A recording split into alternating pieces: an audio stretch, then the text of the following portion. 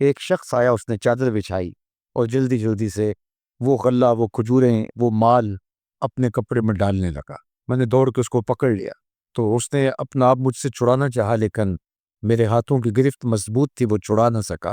اس نے کہا کہ میں کثیر العیال ہوں، میرے چھوٹے چھوٹے بچے ہیں، تو بھوک نے مجھے چوری پہ مجبور کیا، میں کوئی پیشہ ور چور نہیں ہوں۔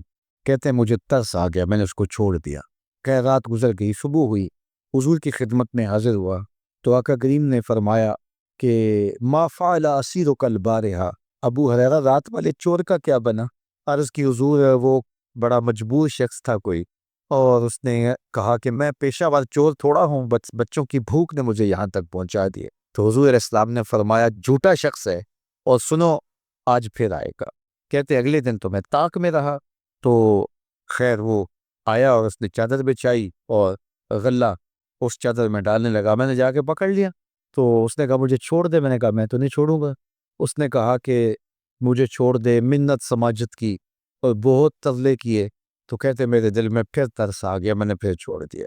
میں پھر حضور کی خدمت میں آیا تو حضور نے فرمایا ما فعل اسیرک البارحہ، رات والے چور کا کیا بنا؟ میں نے کہا حضور وہ آیا اور اس نے کہا میں کثیر العیال ہوں، مجھے پھر ترس آ گیا، میں نے چھوڑ دیا۔ فرمایا جھوٹا آدمی ہے، اور سنو آج پھر آئے۔ اللہ اکبر! جو ہو چکا وہ بھی حضور جانتے ہیں، جو ہونے والا ہے وہ بھی میرے حضور جانتے ہیں۔ یہ اللہ نے اپنے محبوب کو شان دی ہے۔ تو کہا آج پھر آئے گا۔ کہتے ہیں میں طاق میں تھا کہ وہ آیا، اس نے چادر بچھائی اور غلہ ڈالنا شروع کر دیا۔ تو کہتے ہیں کہ میں پھر پکڑ لیا، میں نے کہا آج تو نہیں چھوڑوں گا، آج تو جو حضور کے پاس لے کے جاؤ گا۔ تو جب اس نے ترلے کیے، منتیں کی، میں نے کہا نہیں آج تو کوئی بات نہیں چلے گی۔ ایک دن ہو گیا، 2 دن ہو گیا، اب تیسرا دن ہے۔ اس نے کہا ابو ہریرہ میں تمہیں ایک بات بتاتا ہوں، اگر تمہیں اچھی لگے تو مجھے چھوڑ دو گے؟ کہا بتاؤ۔ کہا کہ جب رات سونے لگو تو آیت الکرسی پڑھ لیا کرو، فجر تک تمہارے پاس شیطان نہیں آئے گا۔ کہتے ہیں بات بڑی اچھی تھی، میں نے اسے چھوڑ دیا۔ حضور کی خدمت میں پہنچا تو پھر فرمایا وہ رات والے چور کا کیا بنا؟ میں نے کہا حضور اس نے مجھے یہ وظیفہ بتایا۔ حضور نے فرمایا بندہ تو جھوٹا ہی تھا لیکن بات سچی بتا گیا۔ اور پھر فرمانے لگے ابو ہریرہ جانتے ہو وہ 3 دن جو آتا رہا وہ کون تھا؟ میں نے کہا اللہ و رسولہ عالم۔ فرمایا وہ خود ہی تو شیطان تھا۔ 3 دن جو آتا رہا وہ خود ہی تو شیطان تھا۔ اب شیطان بڑا تگڑا ہے، لیکن ابو ہریرہ پکڑے تو چھڑا نہیں سکتا۔ یار ابو ہریرہ پکڑے تو شیطان چھڑا نہ سکے، اگر حضرت عمر پکڑ لیں تو یہاں تو آ گیا نا، حضرت عمر کے سامنے تو آنے کی ہمت بھی نہیں کرتا۔ ان الشیطان یفر من ظل عمر، شیطان میرے عمر کے سائے کو دیکھ کے بھی بھاگ جاتا ہے۔ تو شیطان بڑا طاقتور ہے، بڑا قوی صحیح، لیکن اللہ کے مخلص بندوں کے مقابلے میں وہ بہت کمزور ہے۔ اس لیے اس راستے پہ اگر چلنا ہو تو کسی طاقتور کے ساتھ چلے تاکہ یہ کمزور سمجھ کے حملہ آور نہ ہو جائے۔ تو ہم نماز کے اندر جب کھڑے ہوتے ہیں تو اس وقت اللہ سے سیدھی راہ جو مانگ رہے ہوتے ہیں، تو یہ نہیں مانگ رہے ہوتے کہ سیدھی راہ دکھائی دے، ہم دیکھ چکے ہیں حضور کے صدقے سے تبھی تو کلمہ پڑھا ہے، سیدھی راہ دیکھ چکے ہیں تبھی تو وضو کیا ہے، سیدھی راہ دیکھ چکے ہیں تبھی تو کانوں تک ہاتھ لگا کے ہاتھ باندھے اس کے حضور کھڑے ہیں اور رخ قبلہ کی جانب کیا ہے، دیکھ چکے ہیں۔ لیکن آج نماز کے اندر ہم یہ کہہ رہے ہیں اہدنا الصراط المستقیم، مالک راہ دیکھ تو چکے ہیں لیکن پہنچنا بڑا مشکل ہے، راستے میں شیطان بھی کھڑا ہے، نفس بھی کھڑا ہے، کہیں راستہ خراب نہ ہو جائے، ساری زندگی کی کمائی کہیں لٹ نہ جائے۔ اس لیے اللہ سے مانگا کہ مالک ہم کمزور ہیں، ہمیں کوئی مان نہیں ہے کہ ہمیں راستہ دیکھ لیا تو منزل پہ پہنچ جائیں گے، قدم قدم پہ شیطان ہے، نفس موجود ہے، مالک تو دستے کرم بڑا اور ہمیں منزل تک پہنچا دے، اور جب وہ کرم کرے گا تو پھر پہنچتے ہوئے دیر نہیں لگے گی۔ حضرت ابی ملیکہ رضی اللہ تعالیٰ عنہ تابعی ہیں، امام بخاری علیہ رحمہ نے دیگر محدثین نے ان سے روایات لی ہیں۔ فرماتے ہیں میں 30 اصحاب رسول سے ملاقات کی اور ہر ایک کو آخرت کے بارے میں ڈاڈا فکر مند پایا۔ ہر بندہ یہ کہتا تھا میرا خاتمہ ٹھیک ہو جائے۔ یہ کون کہہ رہے ہیں؟ جنہوں نے حضور کو دیکھ۔ آج پیر بھی کہتا ہے بس میرے مرید ہو گئے تم سیدھے جنتی ہو، اور مرید بھی کہتا ہے کہ ٹھیک ہے ہمارا پیر بڑا اونچا ہمیں لے جائے گا۔ اللہ اکبر! حضور سے بڑا پیر کوئی نہیں، صحابہ سے بڑا مرید کوئی نہیں۔ 30 اصحاب سے ملا ہوں، 30 کے 30 ہی ڈرتے تھے ہمارا خاتمہ ٹھیک۔ دیکھو حضرت ابو بکر رضی اللہ تعالیٰ عنہ کو میرے حضور نے کہا نا ابو بکر فی الجنہ، عمر فی الجنہ، عثمان فی الجنہ، علی فی الجنہ، طلحہ فی الجنہ، ان کو جنت کی بشارت دی ہے۔ لیکن صدیق اکبر کیا کہہ رہے ہیں؟ اللہ اکبر، ایک چڑیا کو دیکھ کے، اے چڑیا تجھے موج ہے، ایک شاخ سے اڑتی ہے دوسری شاخ پر بیٹھ جاتی ہے اور تیرا حساب بھی نہیں ہوگا، پسے تو ہم میں جن کا حساب ہو۔ یہ وہ کہہ رہے ہیں جن کو حضور کی زبان سے یہ لفظ ملے ہیں، ابو بکر فی الجنہ، ابو بکر جنت۔ اللہ اکبر۔ عثمان غنی رضی اللہ تعالیٰ نے قبر پہ کھڑے رو رہے ہیں قبرستان میں، تو کسی نے کہا یہاں رو رہے ہو؟ کہا میرے حضور نے کہا تھا کہ آخرت کی پہلی منزل قبر ہے۔ اللہ اکبر۔ یہ وہ ہے جن کو بشارتیں دی گئی ہیں، جن کے عمل، جن کے کام اور جن کی محنتیں اور دین کے لیے خدمات کسی ترازو پہ تولی نہیں جا سکتے۔ اور صحابی کا عمل، صحابی ایک مٹھی جو خیرات کرے، روایت میں آتا ہے ایک مٹھی جو خیرات کرے، اور بعد میں آنے والا احد پہاڑ جتنا سونا خیرات کرے۔ صحابی کا عمل پھر بھی زیادہ ہے، 15 کلومیٹر پہ پھیلا ہوا پہاڑ، اتنا سونا کسی کے پاس ہوگا ہی نہیں، حکومتوں کے پاس نہیں، لیکن فرض کرو کسی کے پاس ہو، پر اتنا جگرا بھی ہو کہ وہ خیرات بھی کرتے، لیکن اس کا اجر پھر بھی صحابی کے مٹھی بھر جو خیرات کرنے کے عمل کو نہیں پہنچ سکتے۔ اور ابو بکر وہ ہیں جنہوں نے مٹھی جو خیرات نہیں کیے، سارا گھر خیرات کر، کتنا اجر ہے۔ لیکن پھر بھی کہا کہ چڑیا تجھے موج ہے، ایک شاخ سے اڑ کے دوسری شاخ پر بیٹھ جاتی اور تیرا حساب بھی نہیں ہوگا، پسے تو ہم ہیں جن کا حساب ہے۔ یہ وہ لوگ ہیں جن کی زندگیاں تقوی میں گزری، تتجافا جنوبہم عن المضاجع، ان کی کروٹیں بستروں سے الگ رہتی تھی۔ ہم تو جی بھر کے سوتے ہیں، لیکن ان کی کروٹیں خوف خدا کی وجہ سے بستروں سے الگ رہتی، طمع اور خوف میں رب کو پکارتے تھے۔ حضور کے جمال جہاں آرا کو جی بھر کے دیکھا، اور بشارتیں حضور کی زبان سے نصیب ہوئی، پھر بھی ڈر رہے ہیں۔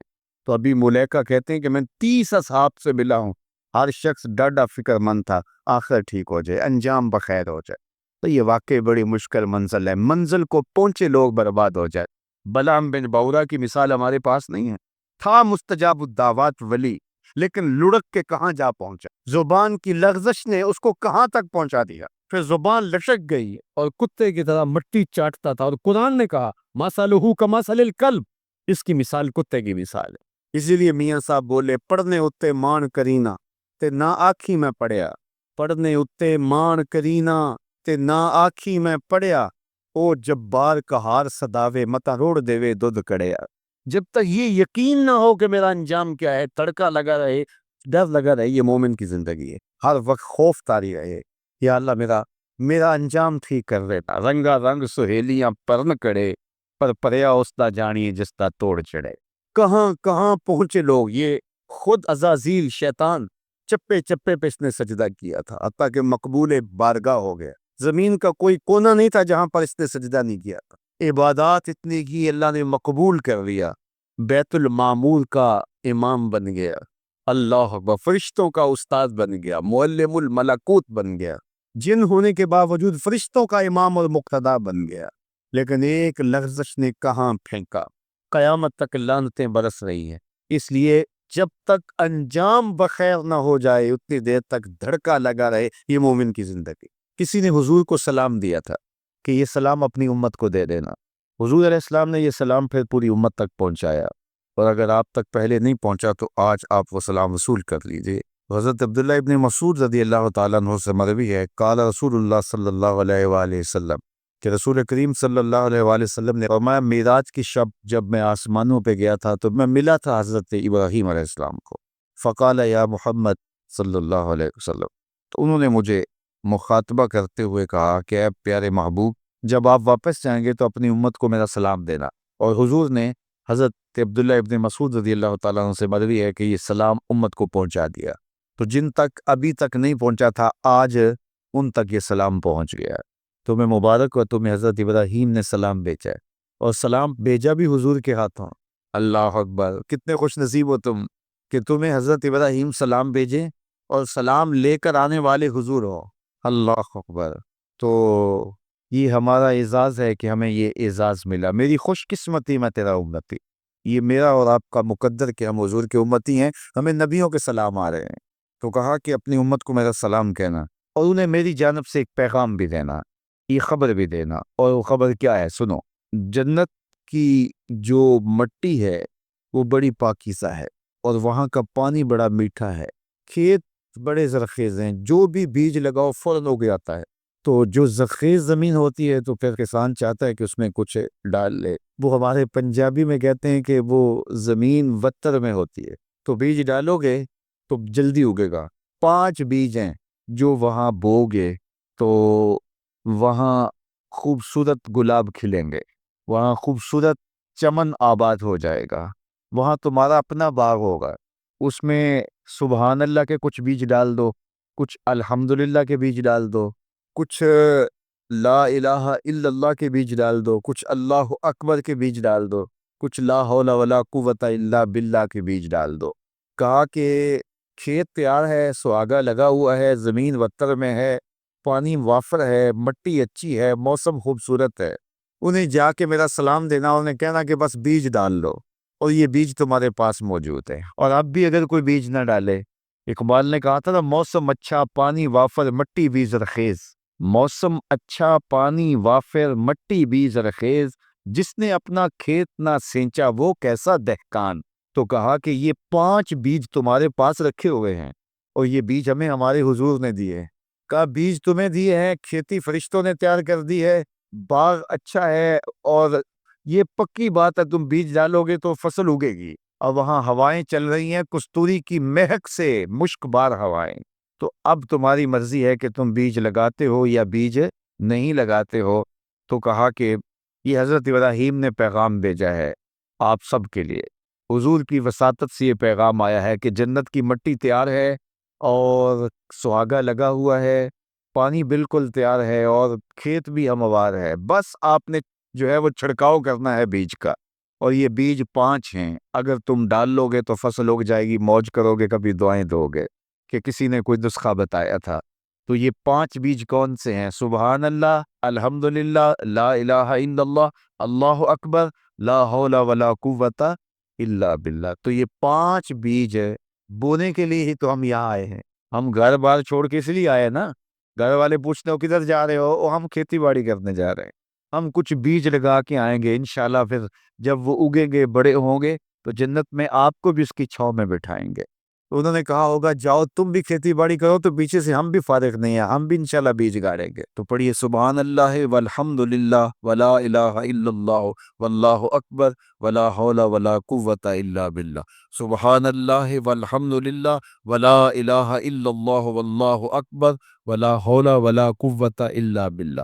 سبحان اللہ والحمدللہ ولا الہ الا اللہ واللہ اکبر ولا حول ولا قوت الا.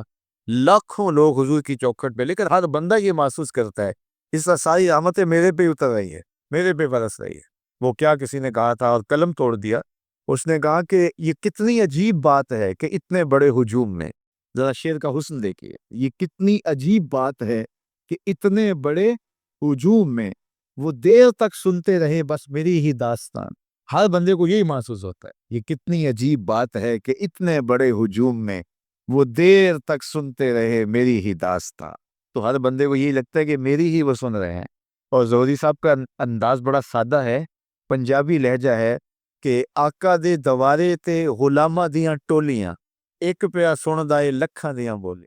ایک پیا سن دائے، کوئی اردو میں بول رہا ہے، کوئی پشتو میں بول رہا ہے، کوئی پنجابی میں بول رہا ہے، کوئی عربی میں بول رہا ہے.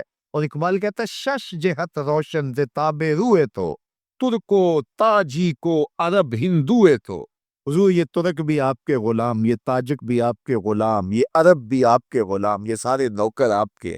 گرد تو گردد حریم کائنات، از تو خواہم یک نگاہ التفات. مجھے اپنے والد گرامی یاد آ گئے، وہ روزانہ یہ شعر پڑھا کرتے تھے اور پڑھتے ہوئے ان کی جو کیفیت ہوتی تھی ہمیں ترس آتا تھا ان کے اوپر. ہم بالکل جب چھوٹے تو ہم خود رونے لگ جاتے تھے ان کو دیکھ کے. تو وہ روزانہ پڑھتے تھے ز مہجوری برآمد جان عالم، ز مہجوری برآمد جان عالم، تراہم یا رسول اللہ تراہم. اے محبوب دو عالم، تمام جہان کی جان آپ کے فراق میں نکل رہی ہے. تراہم یا رسول اللہ تراہم، تراہم یا نبی اللہ تراہم. حضور رحم کیجئے. نہ آخر رحمت للعالمین، ز محرومہ چرا فارغ نشے. حضور آپ رحمت للعالمین نہیں ہیں، تو جب ہیں تو حضور ہمارے پہ کرم کیجئے. بروں آور سرز برد یمانی، کہ روئے تست صبح زندگانی.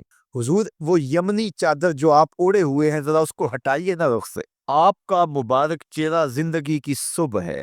ادیم طائف نالین پاکن شراکز رشتہ جہاں ماکن.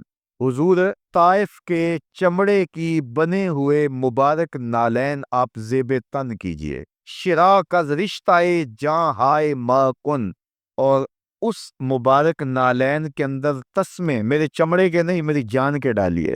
چے باشد گر کنی سوئم نگاہے پیا پہ گر نہ باشد گاہے گاہے نگاہے یا رسول اللہ نگاہے. 100,000 جبریل اندر بشر بہر حق سوئے غریباں یک نظر. یا رسول اللہ انظر حالنا یا حبیب اللہ اسما قالنا اننی فی بحر غم من مغرقن خذ یدی ساحل لنا اشکالنا.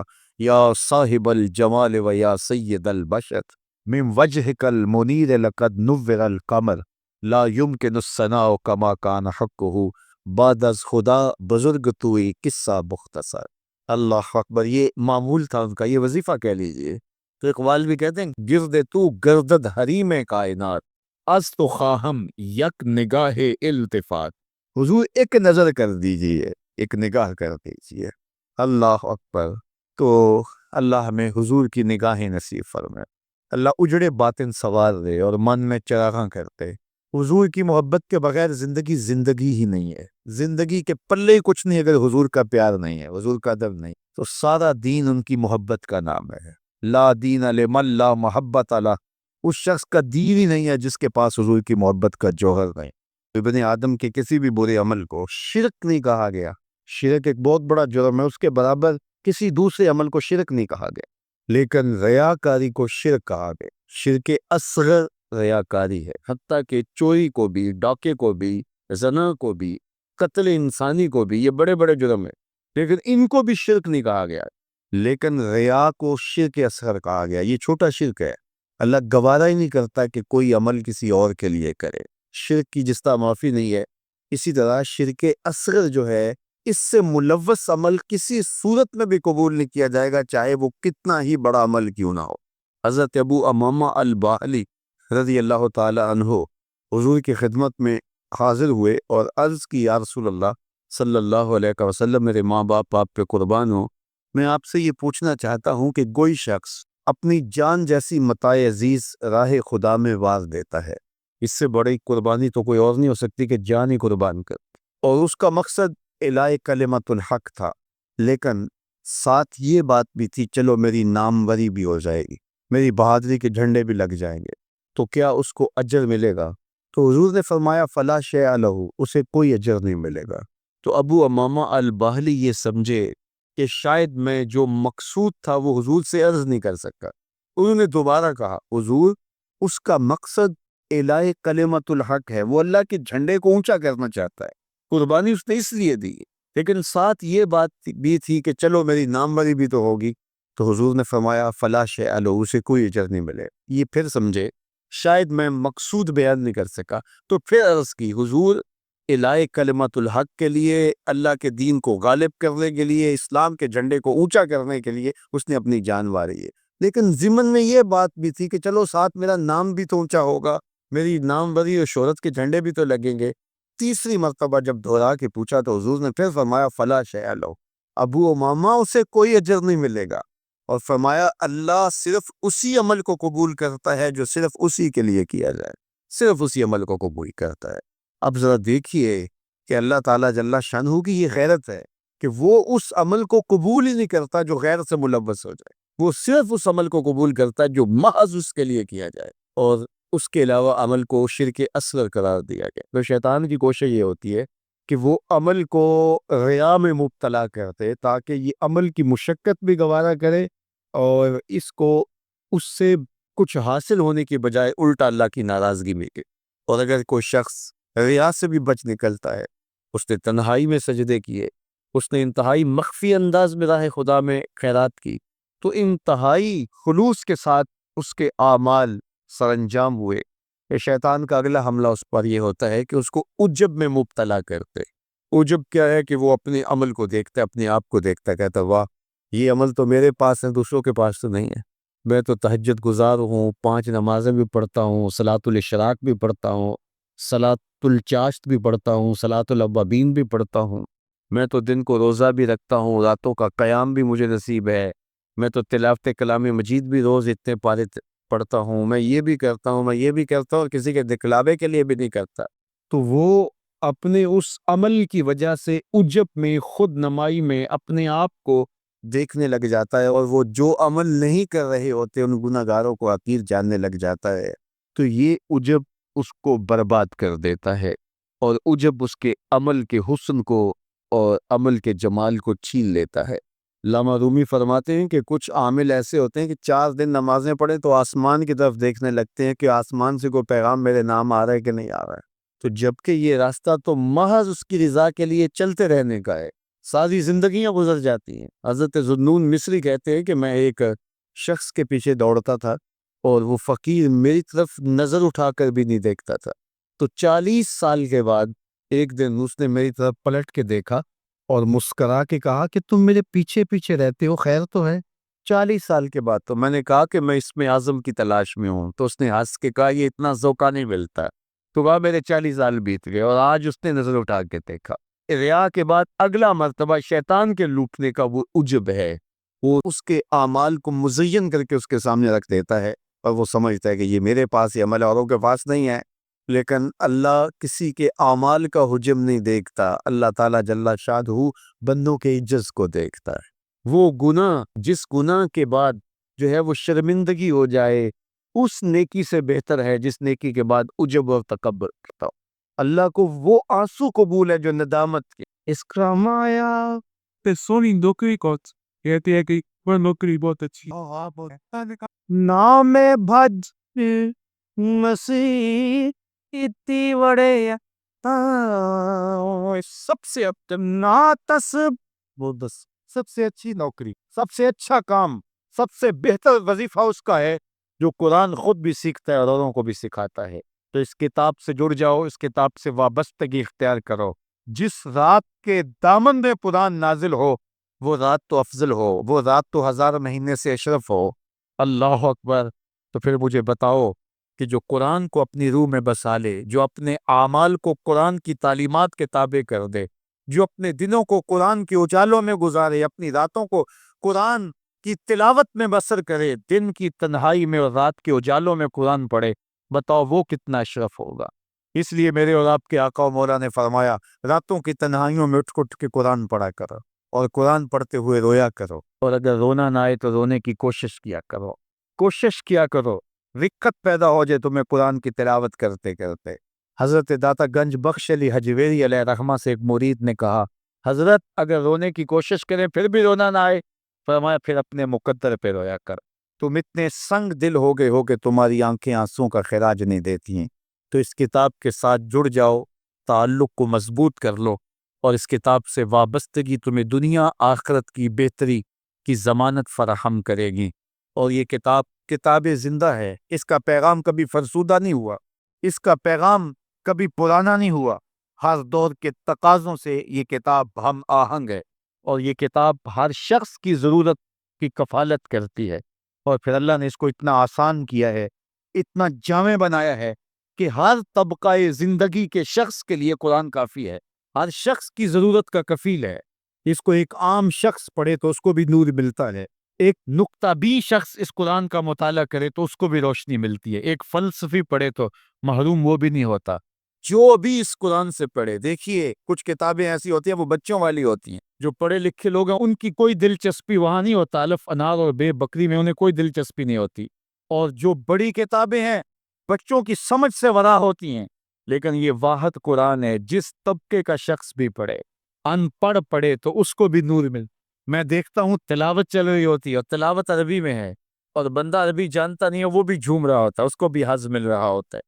یہ کتاب ہر طبقہ زندگی کو روشنی دیتی ہے، یہ قیامت تک آنے والی انسانیت کے لیے رشد و ہدایت کا صحیفہ ہے۔ اس کتاب سے جڑ جانے سے بلندیاں نصیب ہوتی ہیں۔ جس رات کو یہ کتاب اترے وہ رات تو لیلۃ القدر کہلائے، اور جو شخص اس کتاب سے وابستہ ہو جائے اور اس کتاب کو اپنی روحوں میں سمولے، وہ ذی قدر کیوں نہیں ہوگا، وہ عزت کا مالک کیوں نہیں ہوگا، وہ شانوں اور عظمتوں کا مالک کیوں نہیں ہوگا؟ تو آئیے میں اور آپ اس ذات کی ان خوبصورت پہنائیوں کے اندر اور ان وسیع لمحوں کے اندر کتاب اللہ کے ساتھ جڑنے کا عزم کر کے اللہ کے حضور دعا کے لیے ہاتھ پھیلائیں کہ اللہ ہمیں اس کتاب کے ساتھ جوڑ دے. یہ کتاب زندگی بخش ہے. اللہ پوری امت کو اس کتاب کے ساتھ جوڑ دے. اقبال کہتے ہیں فاش می گوئم آنکھ در دل مزمرس ای کتابیں نیز چیزیں دیگرس. جو میرے اندر چیز چھپی ہوئی ہے اس کو کھل کے اگر بتاؤں یہ کتاب نہیں، یہ کوئی اور ہی شے ہے.